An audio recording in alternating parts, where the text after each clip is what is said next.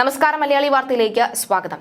ADM Naveen ബാബുവിന്റെ മൃതദേഹം ശരിയായ രീതിയിലല്ല പോസ്റ്റ്മോർട്ടം ചെയ്തത് എന്നടക്കമുള്ള മഞ്ജുഷയുടെ ഹർജി അതിന്മേലുള്ള വിശദവാദത്തിനു ശേഷം ഹൈക്കോടതി നാളെ വിധി പറയും. CBI അന്വേഷണം ഈ കേസിൽ അനിവാര്യമാണോ അല്ലയോ എന്നാണ് പ്രധാന ചോദ്യം. CBI വന്നാൽ എന്തായിരിക്കും ആദ്യം ചെയ്യുന്ന നടപടി അടക്കമുള്ള കാര്യങ്ങളുമുണ്ട്. മഞ്ജുഷയെ പോലെ തന്നെ CBI ഈ അന്വേഷണം ഏറ്റെടുക്കണമെന്ന ആവശ്യം തന്നെയാണ് കേരളത്തിലെ ഭൂരിഭാഗം ജനതയും മുന്നോട്ട് വെക്കുന്നത്.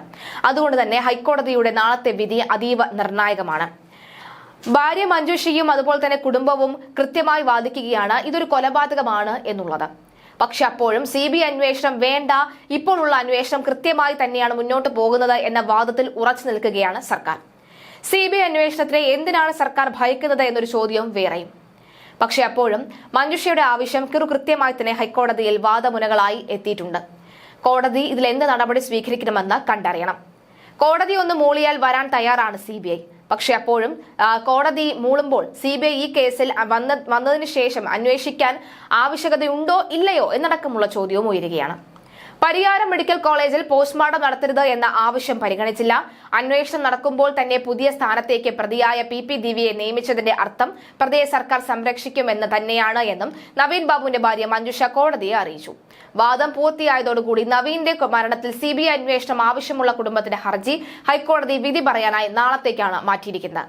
പരിയാരം മെഡിക്കൽ കോളേജിൽ നവീൻ ബാബുവിന്റെ പോസ്റ്റ്മോർട്ടം നടത്തരുത് എന്ന് ജില്ലാ കളക്ടറോട് ആവശ്യപ്പെട്ടിരുന്നുവെങ്കിലും ആവശ്യം പരിഗണിച്ചില്ല എന്നാണ് ഭാര്യ മഞ്ജുഷ ഹൈക്കോടതിയെ അറിയിച്ചത്. കഴുത്തിൽ പാടുണ്ടെന്നാണ് ഇൻക്വസ്റ്റ് റിപ്പോർട്ട്, എന്നാൽ പോസ്റ്റ്മോർട്ടം റിപ്പോർട്ടിൽ അതില്ല. നിലവിലെ അന്വേഷണ സംഘത്തിനെ കുറിച്ച് മോശം അഭിപ്രായമില്ല, എന്നാൽ മറ്റൊരു ഏജൻസി നിഷ്പക്ഷമായ അന്വേഷണം നടത്തണമെന്നുമാണ് ആവശ്യം. പോലീസ് അന്വേഷിച്ചാൽ രാഷ്ട്രീയ പക്ഷപാതപരമായ അന്വേഷണമാകും നടക്കുക. അന്വേഷണം നടക്കുമ്പോൾ തന്നെ പുതിയ സ്ഥാനത്തേക്ക് പ്രതിയായ PP ദിവ്യയെ നിയമിച്ചു. ഇതിന്റെ അർത്ഥം പ്രതിയെ സർക്കാർ സംരക്ഷിക്കുന്നു എന്ന് തന്നെയാണ്. ദിവ്യയെ സംരക്ഷിക്കുമെന്നാണ് CPM സംസ്ഥാന സെക്രട്ടറി പറഞ്ഞത്. പ്രതി ജാമ്യം ലഭിച്ച് ജയിലിൽ നിന്നും ഇറങ്ങിയാൽ സ്വീകരിക്കാൻ സംസ്ഥാന സെക്രട്ടറിയുടെ ഭാര്യ പോയെന്നും മഞ്ജുഷ കോടതിയെ അറിയിച്ചിട്ടുണ്ട്.